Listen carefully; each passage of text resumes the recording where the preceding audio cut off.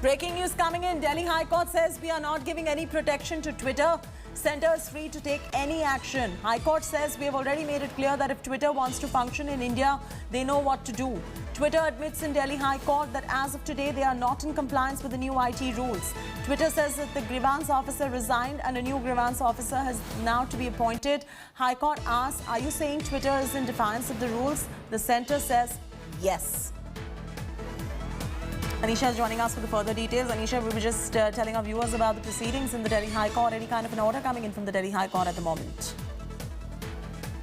Well, Chelsea, the Delhi High Court hearing is currently going on. Our colleague Nalini is inside the court giving us all the updates on what is happening in the courtroom.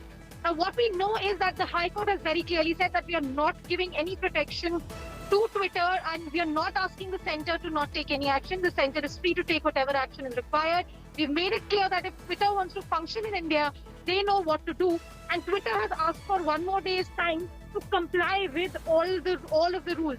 However, the High Court has noted that has noted what Twitter has said, that due to the time difference in time zone between Delhi and San Francisco, which is the head office of Twitter, they need 1 day's time to respond to the query of the court, which is with regard to the timeline that they require to set up the grievance officer. However, the centre has made it very clear that there has been a 3-month window given to all intermediaries, and there is a 42 days of complete non-compliance from Twitter. The High Court is at the moment dictating its order. We'll be getting more updates from Nalini as the hearing progresses. Back to you. All right, leave it at that. Anisha Mathur getting us all these details right there.